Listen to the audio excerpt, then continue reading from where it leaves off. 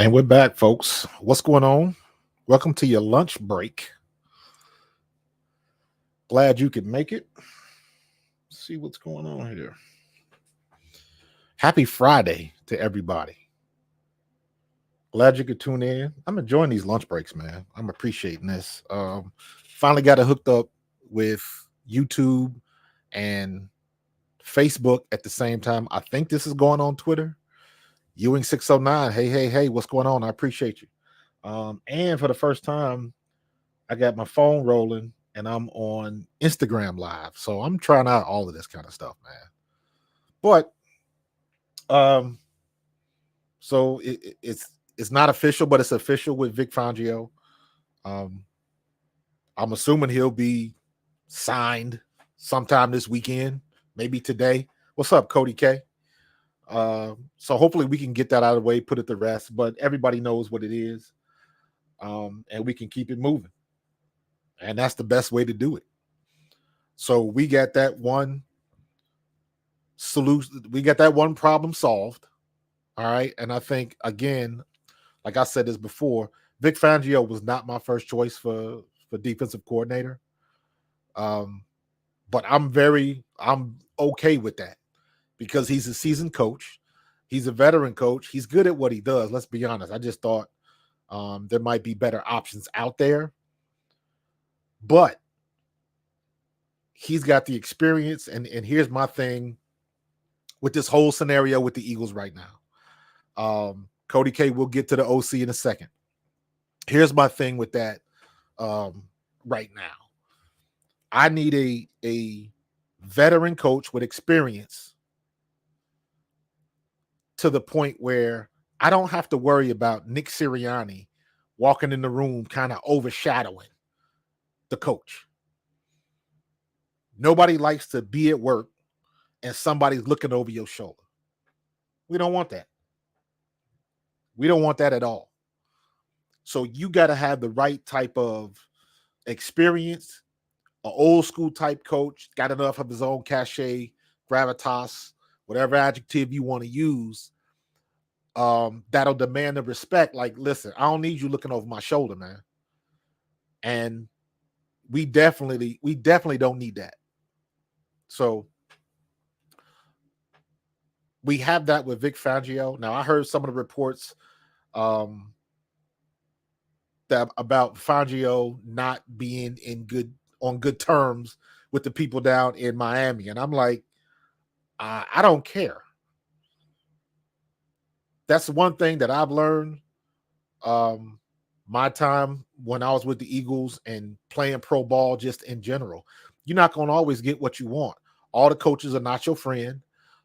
Sometimes they don't necessarily have your best interest in mind because a lot of them they got tunnel vision.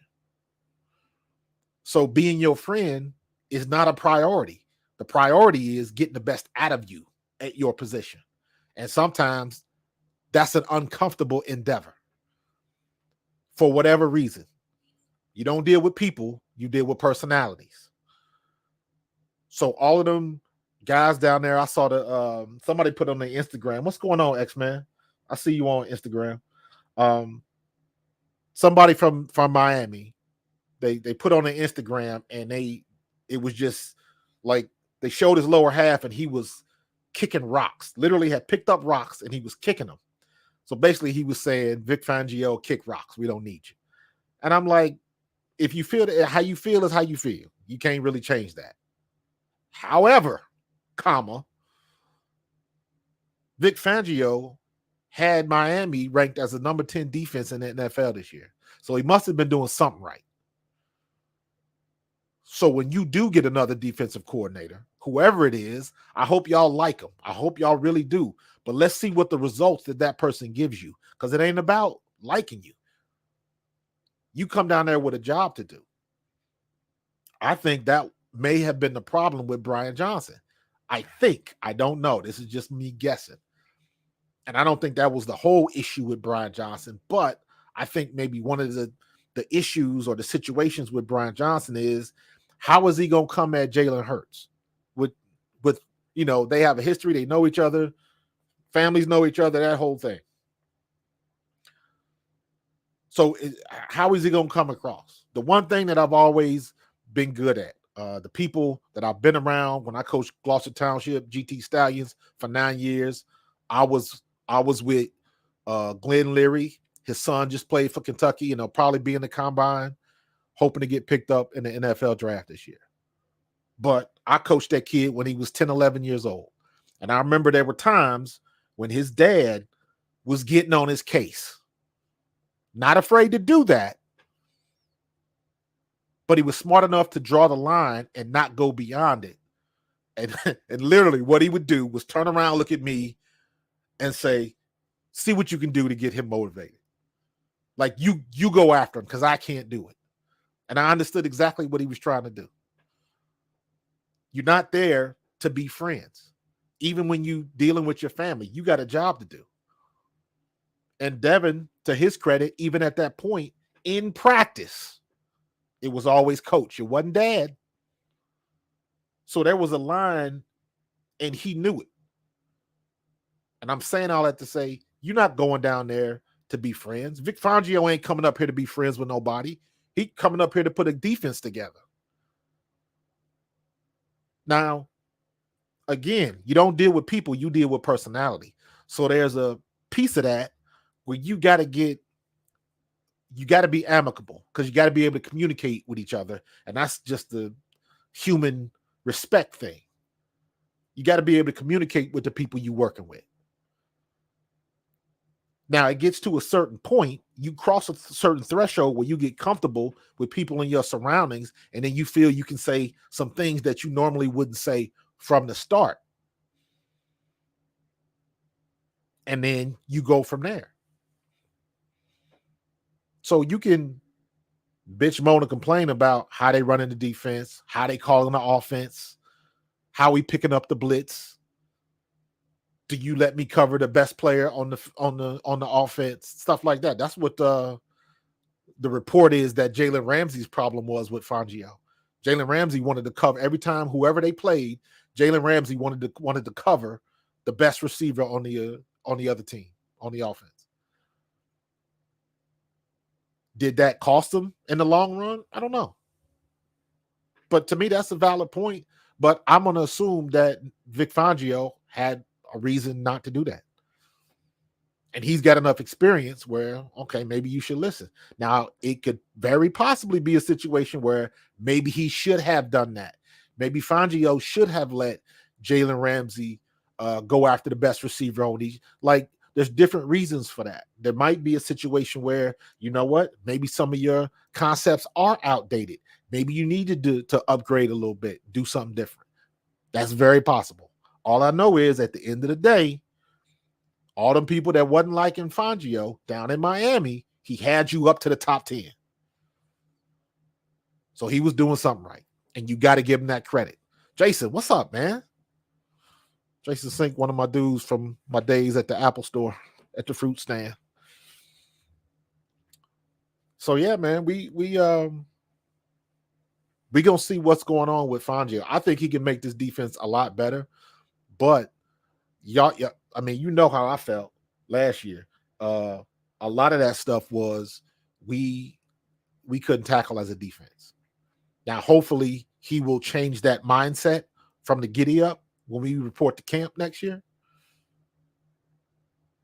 because tackling is the attitude. So we'll see what happens with that. But he's been around this game for 40-something years almost. I would think that he knows how to bridge that gap. So we'll see what happens. Yeah, Jason, I'm with you 100%, bro. It's almost Howie time. The Wizard of Philadelphia, Howie Roseman. It's time for you to do what you do best. Wheel and deal. Get some players in here. And for God's sake, get some linebackers, bro. I know you don't like linebackers dealing with them, but please, please, please, you got to get some linebackers in here, bro. Come on, Howie. Robert M is saying, tell you what, if Howie screws this Jalen Hurts thing up and ends up traded, he definitely on the hot seat. I agree with you. 2 quarterbacks that we have given the bag to not to be with us. 100%. I'm with you 100%, man. Howie's not on the hot seat yet. If next year we are in the same situation as we are now, or worse, he will be. Sirianni will be gone, but he will be. But even with that, I don't see Jeffrey Lurie getting ready. He trusts Howie too much, and rightfully so. Don't get it twisted. It ain't like he's been lucking out. Howie's been putting in work. Howie's made the changes he's needed to make. We bitched him on because he wouldn't draft anybody from the SEC. And then what happens? So he's made the changes. He's drafted the guys. He signed the free agents. He got that A.J. Brown for you.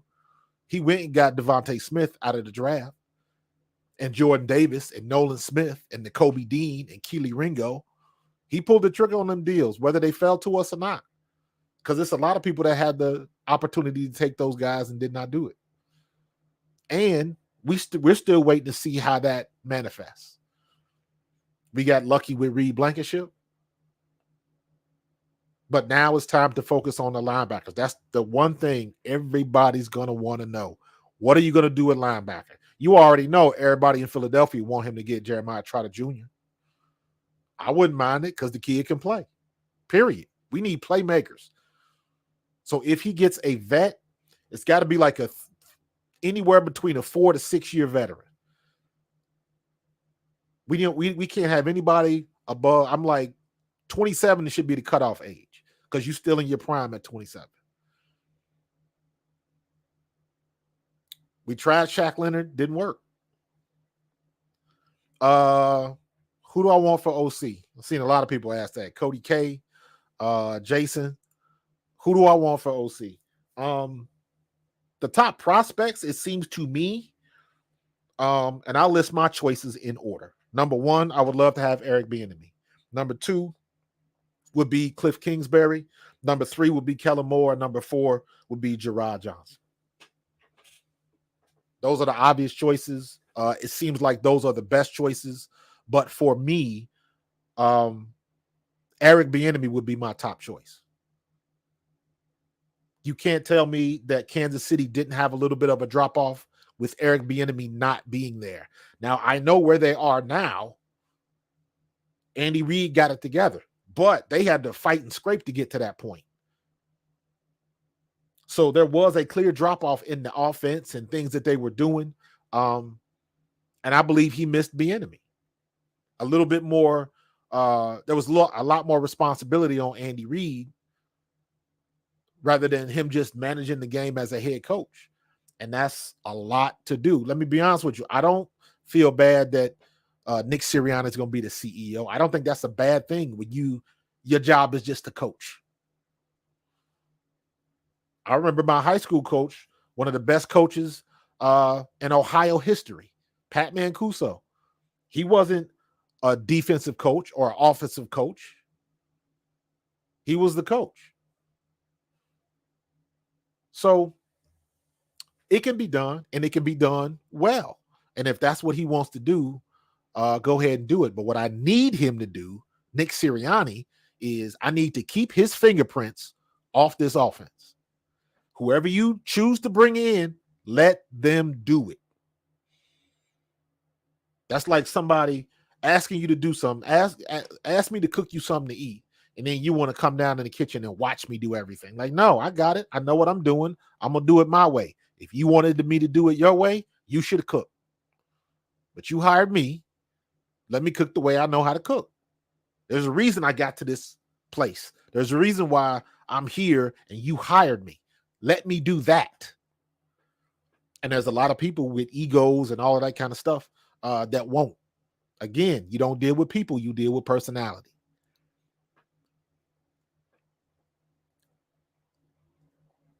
Good question, Jason. If Kelsey retires, how concerned are you with the O-line? A couple of guys like Opeta and Driscoll, contracts are up.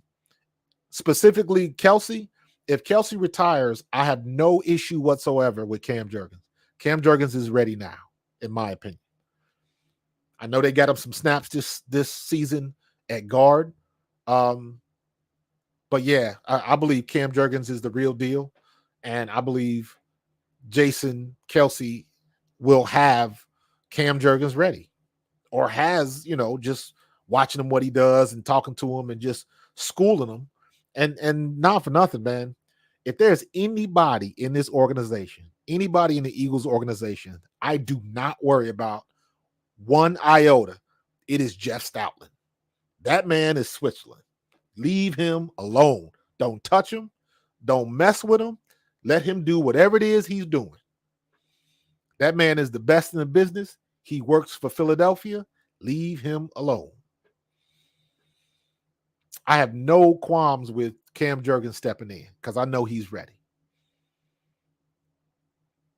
It all the doubt and all of that kind of stuff is strictly based on who's going to run our offense. The stuff we was bitching and moaning about our offense is the same thing we was bitching and moaning about last year.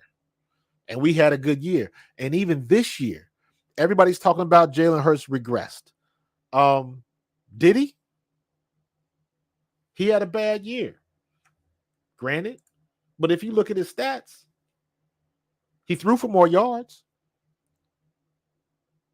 Jalen Hurts should have had 4,000 yards passing this year. He had like 3850. What he had? 3858 total passing yards. His completion percentage, 65.4. Last year was 65.5. So essentially exactly the same. Every year he's gotten a little bit better. His passing yards, 20, 1061. 21 was 3144. 22, 3701. 23, 3858. So every year he's got better. Completion percentage, 52, 61, 66, and 66. Last year his quarterback rating went through the roof because he was just off the chain.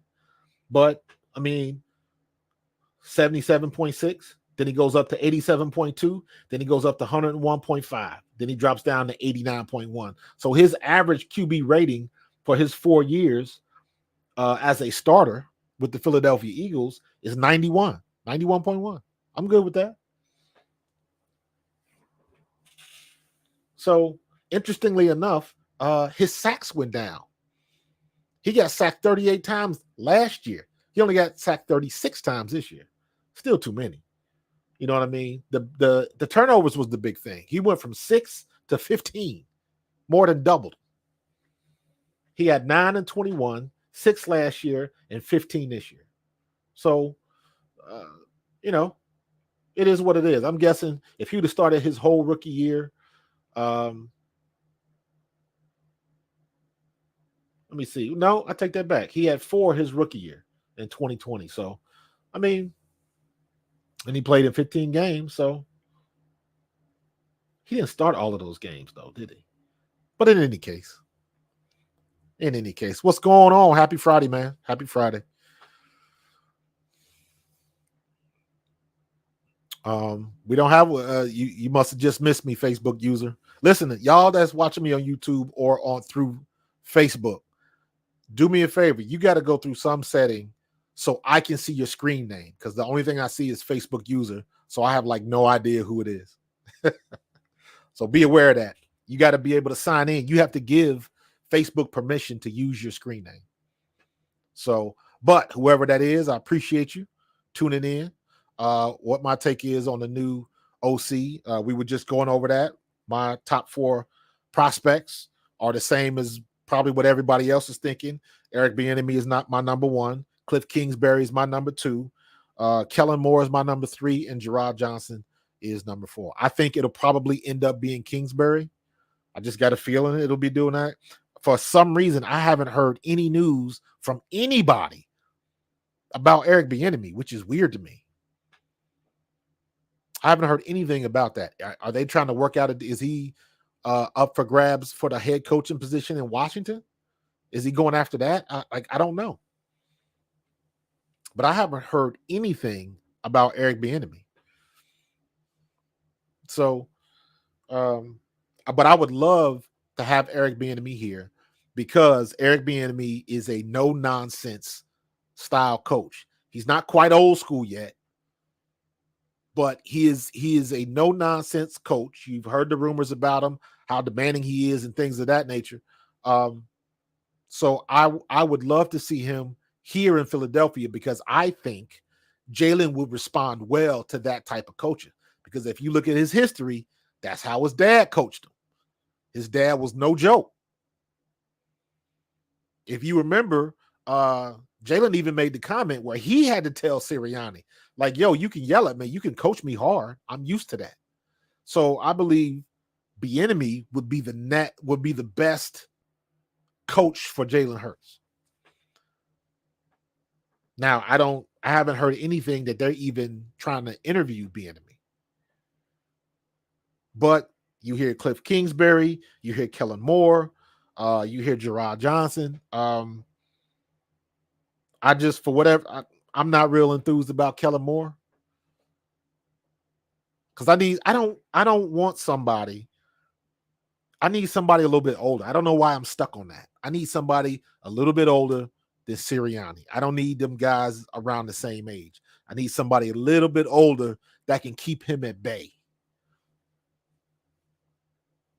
Because it seems like, again, Sirianni told us this was his offense. He got more involved with the offense again this year, but you remember what happened when he finally gave it up to to Shane Steichen? We took off. The minute he takes his hands off of it, you hit the gas pedal and we gone. The minute he gets involved, now we got problems. Everybody's got ideas like Jalen was freelancing towards the end, and I'm like, listen, Jalen wasn't calling all them damn bubble screens. Jalen wasn't calling pass plays that didn't go across the open middle and not getting A.J. Brown the ball. A.J. Brown was his most effective when he caught the ball across the middle. He was always breaking tackles. His yak yards are off the chain. So why couldn't we figure out how to do that? Why couldn't we figure out how to sight adjust on the blitz? Is that Jalen? Is that something that they practiced? Did they work? They worked on? It didn't look like they did at all. You can't have on a zero blitz, you can't have all your receivers going 15 yards downfield. It don't work. You can't even have them going 10 yards downfield. They need to be looking at the quarterback at 5. And somebody needed to be dragging across the middle. Because the rule is if you blitzed, you throw to where the blitz came from. Because nobody's there. And for whatever reason, it looked like we didn't even practice it. That's when I thought that Sirianni was going to get fired. I said that specifically. Specifically, I was like, if we go into this Tampa Bay game, everybody named Mama knows Todd Bowles is going to dial up the blitz. If we are not prepared for that, then yes, Sirianni needs to be fired. And that's exactly what we looked like. It looked like we didn't practice blitz pickup once. And I can't understand that because that is not something difficult. You know what I mean? It's not, everybody does blitz pickup. So I don't understand what the logic was with how we did it. Going for the big plays, the splash plays, and we didn't have to. I want to go back and look at how many times we were 3rd and 5 or less. 3rd and 2, 3, 4, or 5. Less than that.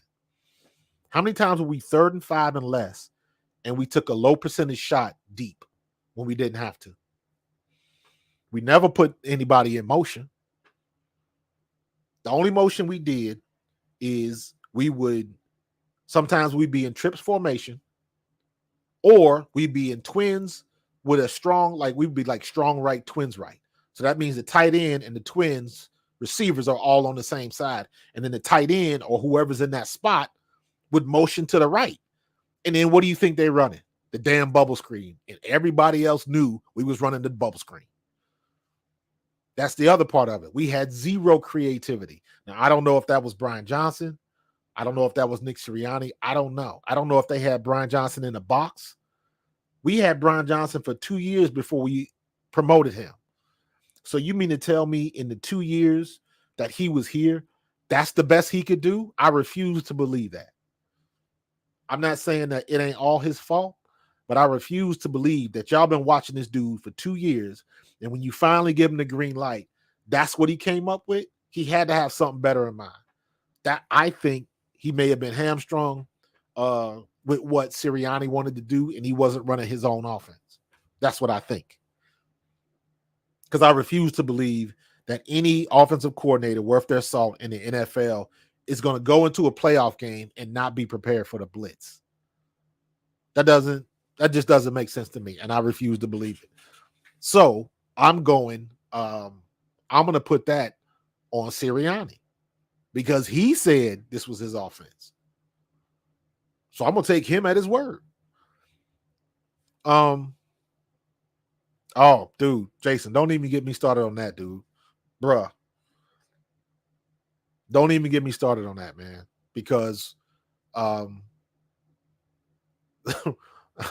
as a running back, dude, that had me furious. Do you realize back when I played, we probably threw the ball to Herschel Walker more than we threw it to DeAndre Swift? What kind of sense does that make? And when we signed DeAndre Swift, that was one of the things that we talked about. We would have another opportunity to get the running backs involved in the passing game. And that never really materialized. We fiddled around with it, but we never actually used it. And I know we keep using this example. Well, no, I know I keep using this example because I keep saying this. The NFL is a copycat league, and we're the only team that's not copying. Everybody else was taking the motions and the formation sets from San Francisco. And they would do the quick pitch. They would do the arc motion when they run that motion, and the motion man comes behind the quarterback. And you didn't know if it was the reverse, it was the jet sweep, if it was the fake and running the RPO. You didn't know what was happening, but it just gave basic plays a different look. And for whatever reason, our offense didn't do nothing like that. We didn't change looks. We didn't use motion a lot. We definitely didn't use play action, and we kept trying to run our running backs inside the tackles. It's one thing if you're running tackle to tackle inside. It's another thing when you're running at the tackle, zone read inside to out. You guys hear me say this all the time. When a quarterback drops back and sticks his hand out with the ball, linebackers fly because they are programmed to go to the ball. That's how you initiate a good play action. That's why RPOs work. RPOs is nothing but play action. So what are you going to do if you sign your quarterback for $250 million and you don't want to get him hurt and not run him so much? You run play action. Still run the RPOs, cut him in half, and then hand the ball to the guy we just paid to run the ball. That's what we should do. But they don't do it. You go back and look at them games where we ran out of pistol, and there was a couple times we went from under center, but last 3 games, we did the skinny pitch, we did a pitch to the outside, and we were doing play action out of pistol. And I was like, every time they ran it, it worked.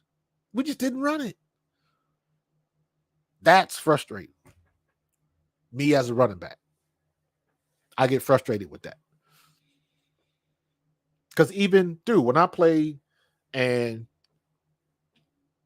here were the running backs when I was with the Eagles. Myself was Vaughn Hebron, James Joseph, Heath Sherman, Herschel Walker. All right? James Joseph, Heath Sherman, and Herschel Walker were the starters. Vaughn was the backup. I was always deemed inactive unless somebody got hurt. And even Randall, they were running play action back then. Randall Cunningham could run way better than Jalen Hurts ever could without a brotherly shove, without any of that. Randall was doing it before anybody. He was the first person to do it at that level in the modern NFL. So I played with the best, the ultimate weapon and all of that. I played with that dude. So I know if he can do play action, and back then, them linebackers would take your head off. And it wouldn't be a flag. So if we could do it back then, there is no reason why we can't do it now because it still works. Dallas used to kill us on it every year. They still do. They didn't do it as much because they lost Zeke. And heck, even last year when we had Kenny Gainwell, they still didn't throw it to him either. So whoever, and I'm saying all of that to say, whoever we get as offensive coordinator, they have to have the wherewithal to at least be competent, run logical stuff, common sense stuff, man. Common sense stuff. Why do we have somebody like DeAndre Swift and we, for the life of us, we can't run a damn screen pass to save our life? Do you realize, I believe 2 of the interceptions that Jalen Hurts had this year, both of them came on screen passes that the defense recognized, got a hand up, blocked the pass, and it ended up being a pick. I know it was one of them in when we played the Jets, and I think the other one may have been the Giants. Jets early, the Giants the later game, I believe. How is it that we cannot run a screen to save our life? And we got the weapons. And here is like the frustration / silver lining comes in, right? As bad as we say that Jalen Hurts played this year, 15 turnovers, all of that, valid criticisms, every one of them. We still had 2,000-yard receivers. One of those broke an all-time NFL record. And we got another 1,000-yard rusher. So even in all of the regression that we had on offense, we still put up the numbers. 88 SMC. What's going on, OG? Appreciate you. So in spite of all of that, we still put up numbers and we still had weapons and we still get. That's why if you get Sirianni out of the picture, let's get somebody in there that can do their thing and can look at these weapons, and it's just like, okay, let's put something together. Because I look at a good offensive coordinator is like a chef. He gonna look at everything he got to cook with, and he gonna put a meal together. And again, get the head coach out of the room. I know what Jalen Hurts can do. I know what Devontae Smith can do. I know what A.J. Brown can do. And I know what Dallas Goedert can do. I don't need your help. That's like trying to explain to a chef what a steak is or what vegetables are or what a salad does. I'm good. I don't need that information. I can handle it. Let me do what you pay me to do. So whoever we bring in, they got to be able to put it down, get in that meeting room, get everybody together and say, listen, this is what we're going to do. Because everybody's talking about Jalen can't read defenses and he has, no, yes, he can. Look at what he did last year. And heck, don't get it twisted. Look at what he was doing this year. He had bursts of greatness because he was throwing people open. He was putting the ball, threading the needle, putting the ball where it had to be, tight window pockets, all of that kind of stuff. All of that stuff that they swear up and down we need quarterbacks to do. He was doing it. But we just got bogged down with the fumbles and the turnovers, and not picking up the blitzes and all of that kind of stuff. Not running the ball, getting away from a balanced offensive attack, all of that kind of stuff. We just ran away from it. And it ended up biting us in the ass. So whoever they bring in, hopefully they can put all of that stuff to pasture and we can get it going like we know we can get it going. Because we still got Anybody would love to have Jalen Hurts, Devontae Smith, AJ Brown, Dallas Goedert. We got prime weapons, so we can't waste them. What's up, JT? JT, majority of Philadelphia is overacting to all of this. Yes, the coordinators were not great, but Jalen was playing hurt all year. Fair point. Fair point. A big part of Jalen's game and our offense last season in 22 was the RPO. And when Jalen came up with that gimpy knee, whatever that was, week 4, week 3, week 4, whenever that was, it was very obvious that he couldn't go full speed. Jalen was not full speed until, in my opinion, I believe it was the second Giants game, because wasn't that the game where he threw that interception and then he hawked the dude down and ended up getting a horse collar penalty? But Jalen went and caught the dude, and I was like, damn, that's the first time I've seen Jalen really take off and go full speed. That's when I was like, okay, now he's back, but we in the midst of this crap we dealing with right now, so it didn't matter. So good point, JT. Michael Conroy says, I still don't get the situation. Nick and Howie basically told us a plan to mitigate the short Kaminga of their head coach. Why not just hire a good one? Because this is the way they're doing business. And let me be honest with you, I'm not mad at it. You're not wrong. However, this is the same coach that got us to the playoffs 3 years in a row. Now, I know we didn't like the way this ended, and it was kind of stinky at the end, but we still made the playoffs. Just imagine what it would have been like if we didn't. And then, not for nothing, what was everybody saying at the beginning of the year? How is Philadelphia going to get over the Super Bowl hangover? Well, we did. We made it to the playoffs. As bad as we were at the end, do you realize we won 11 games, ran off. We should have been 10-0 if that not for that damn week against the Jets. But we were what, 10-1, 11-1?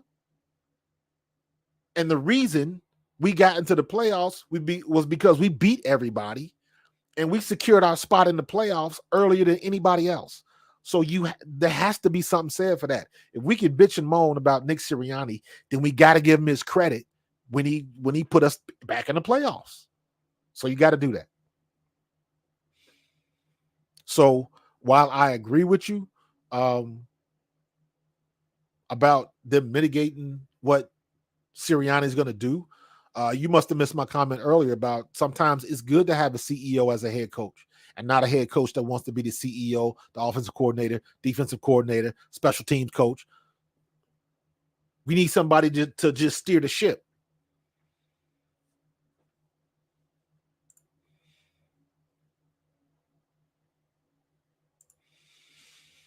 I think the Eagles going to be fine next year. Everybody got beat up and hurt. Need to improve the secondary a ton. So we'll see what happens. Not necessarily, JT. Think about it like this. Look, let's take inventory. Kevin Byard's probably going to be gone. Bradbury's going to be gone. So who does that leave? Blankenship, Slay, Eli Ricks, Keely Ringo. Roby is probably going to be gone. Avonte Maddox, Sidney Brown. So our secondary is okay. Our issue this year was our linebackers. We got hit with a rash of injuries in the secondary, but we had decent secondary. If Avonte Maddox doesn't get hurt, we look different. Our linebackers were the problem. Linebackers were the problem. What's up, Chris? So our linebackers were the issue. It started out good until it wasn't. That's what happened with our linebackers. We signed Miles Jack. Then we got rid of Christian Ellis. We should have kept him. Jacoby Dean gets hurt, comes back, gets hurt again. He was good when he was on the field, but he couldn't stay on the field. And then you had Cunningham and Nick Moreau that were playing well together. And for about 5 weeks, Moreau and Cunningham were off the chain. They were getting it done. And then Nick Cunningham gets hurt. Now it's just Moreau, and we still trying to bring people in off the streets. And then that's when it all went to crap. Because Nick Moreau was exposed And it was like, okay, now I understand why they let him go. But for whatever reason, we had 5 weeks. We had 5 good weeks of him. We had the Miles Jack thing. We signed him. He quit. Then he unquit and played with Pittsburgh. So I don't know what that was. He wanted to build houses or whatever, but it is what it is. Ringo played well too, Jason. Yeah, I'm with you. Yeah, Keely Ringo. It's a thin line because you want to get the young kids some snaps, but to what expense? Because that's going to cost somebody. Just think of last year with the Josiah Scott experience. Every time Josiah Scott was on the field, teams went after him, and it wasn't pretty. He got better towards the end of the year, but he was a liability. And this year, James Bradbury, he didn't have a decline in play. He went off a cliff. His skills went off a cliff. Now, I don't know if they kept trying to play him as a man corner instead of a zone corner, because he's not man to man. That dude, he looked like he running in oatmeal sometimes. And teams, to their credit, every time they left James Bradbury on the island, they exploited it, and that's what they should do. And for whatever reason, Desai, Patricia, or Nick Sirianni wouldn't pull the plug with James Bradbury and say, listen, it's not getting it done. And that's my biggest criticism of Sirianni. Sirianni is good because he can initiate that loyalty with his players. That is the only reason why we didn't have a fractured locker room, because of Sirianni. The way he is, the way there's something to be said when you build those relationships with your players. But you also got to be able to, hey, you're not getting it done, so we're going to have to go in a different direction. Jimmy Johnson could do that. Bill Parcells could do that. Dick Vermeil could do that. Bill Belichick could do that. Those are the guys that's winning Super Bowls and are not afraid to make that call. But we haven't shown that we can do that. And when we do make decisions like that, it's too late. And you damn sure don't want to make that with your defensive coordinator. So you normally wouldn't, Jason. But you got to remember, we was in a situation where we didn't have no depth.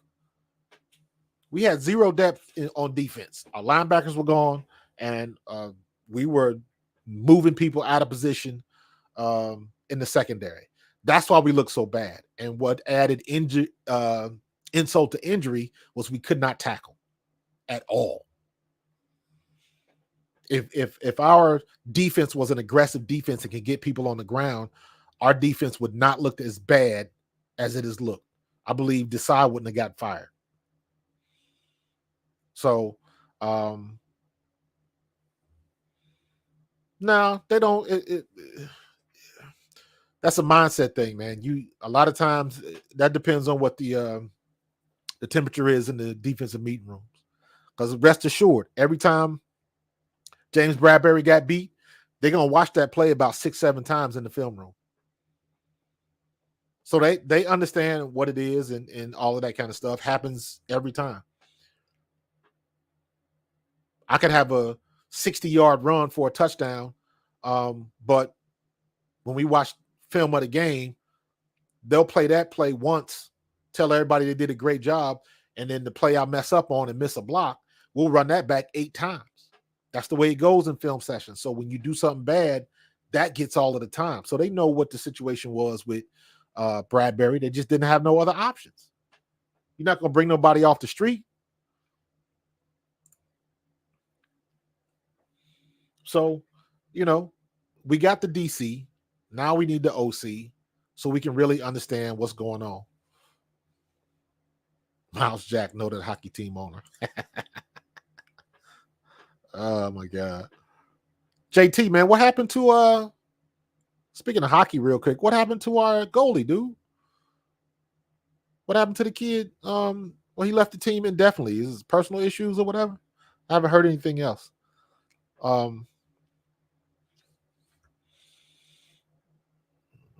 Yeah, Miles Jack wanted to be an electrician. Dealing with coaches is better than dealing with customers. That's funny. But yeah, he did, didn't he was what? Hold on. How did I miss this? Oh, for something that happened in 2018. Oh, I missed that. I missed that part of the story. That's just like the dude last year in the Super Bowl, the offensive lineman for the Eagles, where they decided to press charges against him the week before he's supposed to go to the Super Bowl for something that happened 4 years ago when he was still in college. So this is basically the same thing. Oh, so this is like bad news. Damn. Boy, we just can't have nice things, man. Just can't have nice things, boy. I tell you what. Well, all right, fellas, man. You know my promise. I like to go at lunch. I'm gonna be doing this lunch thing. I'm gonna try to do it 3 times a week, Monday, Wednesday, and Friday. So it'll be from 12:10 to right now, 12:55. Give you a little bit of time to wash your hands and clock back in to work. Flyers are cursed. Oh my God. Well, we'll see what's gonna happen. It'll work itself out one way or the other, man. But let me get up out of here. Let you guys go so you can clock back in. I appreciate this. Tell your friends we're gonna do this Monday, Wednesday, Friday from 12 to about 12:50. Usually I go in about 12:10 to now like 12:55, man. So Jason Sink, I appreciate you, brother. Yeah, man, this is fun. I'm on Instagram Live. I'm gonna keep doing this. Yeah, we're gonna keep it moving, man. Tell your friends about me. Bring a friend next time. All right. Make sure you subscribe to my YouTube channel. I'm trying to get 2,000 by the Super Bowl. So tell somebody to join me on YouTube. Subscribe to my YouTube channel. I'm trying to get to 2,000 by the Super Bowl. Let's get it done. All right. I appreciate all you guys that joining me on Instagram Live. We're going to keep it moving. And I will probably be live streaming tonight. I usually go late on Fridays because I try to hook up with some people on the West Coast, but we'll see what happens. All right. I'm out of here. I appreciate you. And I will talk to you guys later. Peace. Go Birds.